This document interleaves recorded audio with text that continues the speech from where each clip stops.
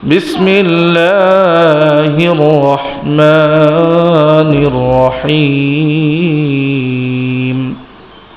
সেই রাসূলের প্রতি সংক্ষিপ্তভাবে দরুদ পড়ছি, সকলে পড়ছি সাল্লাল্লাহু আলাইহি ওয়াসাল্লাম। সম্মানিত উপস্থিতি, আমরা রমাদানুল মুবারকের মাঝামাঝিতে চলে এসেছি।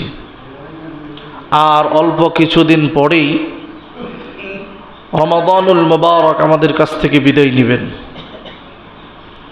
এই রমাদানে আমাদের জন্য নেকি কামাই করার, সওয়াব কামাই করার, আমাদের জীবনের সমস্ত গুনাহগুলো মাফ করাই নেওয়ার একটা সুবর্ণ সুযোগ।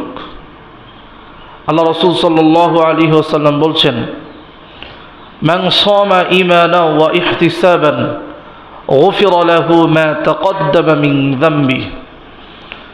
যে ব্যক্তি ঈমান এবং সওয়াবের আশায় রমাদানের রোজাগুলো আদায় করবে, আল্লাহ পাক রব্বুল আলামিন তার জীবনের সমস্ত গুনাহগুলো মাফ করে দিবেন। এখানে বিষয় হচ্ছে দুইটা। এক নাম্বার হচ্ছে ঈমান আনা লাগবে আল্লাহর প্রতি, সম্পূর্ণ পরিপূর্ণ ঈমান, নির্ভেজাল ঈমান। দ্বিতীয় নাম্বার, আমাদের রোজা, আমাদের ইফতার, আমাদের সাহরি, আমাদের কিয়ামুল লাইল সব কিছু হওয়া লাগবে সওয়াবের আশায়। কিসের আশায়? যেন মানুষকে দেখানো উদ্দেশ্য না হয়।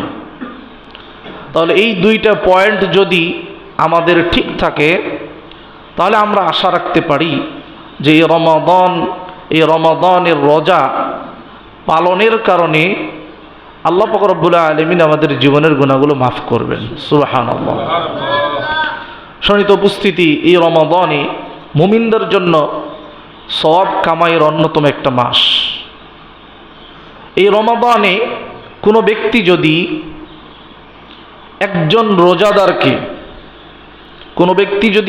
রোজাদারকে ইফতার করায়, তাহলে আল্লাহ রাসূল সাল্লাল্লাহু আলাইহি ওয়াসাল্লাম, সুনানি ইবনে মাজার হাদিসে এসেছে, কেউ যদি একজন রোজাদারকে ইফতার করায়, তাহলে ওই ব্যক্তি রোজা রেখে যে পরিমাণ সওয়াব পেল, তার সমপরিমাণ সওয়াব পাবে যেই ব্যক্তি তাকে ইফতার করালো।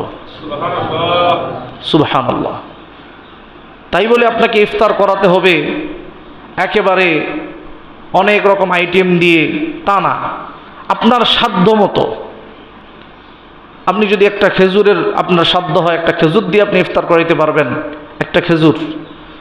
অল্প কিছু সংখ্যক খাবার দিয়ে যদি আপনি ইফতার করাইতে পারেন, অল্প সংখ্যক খাবার, আপনার যতটুকু সাধ্য ততটুকু সাধ্যের মধ্যে কোনো রোজাদারকে ইফতার করালে ওই ব্যক্তি রোজা রেখে যেই পরিমাণ সওয়াব পাবে, আপনি তাকে ইফতার করালে তার সমপরিমাণ সওয়াব পাবেন। সুবহানাল্লাহ। তবে তার যে সওয়াব, রোজাদারের যে সওয়াব, সে যে সারাদিন রোজা রাখলো, এমন না যে আপনি ইফতার করাইলেন তার রোজার সওয়াব আপনার কাছে চলে আসলো, সে খালি পড়ে থাকলো, এমন না। তার সওয়াবের কোনো ঘাটতি হবে না, কোনো কমতি হবে না। দেখেন আল্লাহ পাক রব্বুল আলামিন আমাদের জন্য কত সুযোগ করে দিয়েছেন। এই জন্য আমরা এই রমাদান দেখতে দেখতে হয়তোবা শেষ হয়ে যাবে, কিন্তু রমাদানকে যদি আমরা কাজে না লাগাতে পারি, এই রমাদানকে পেয়ে যদি আমাদের জীবনের গুনাহ আমরা মাফ করায় না নিতে পারি, তাহলে ওই যে আল্লাহ রাসূল সাল্লাল্লাহু আলাইহি ওয়াসাল্লামের হাদিস, তিনি বলেছেন, যে ব্যক্তি রমজান পেল অথচ তার জীবনের গুনাহ মাফ করায় নিতে পারল না, সে ব্যক্তি ধ্বংস হয়ে যাক। নাউযুবিল্লাহ। আমরা যেন ধ্বংসের কাতারে না পড়ি।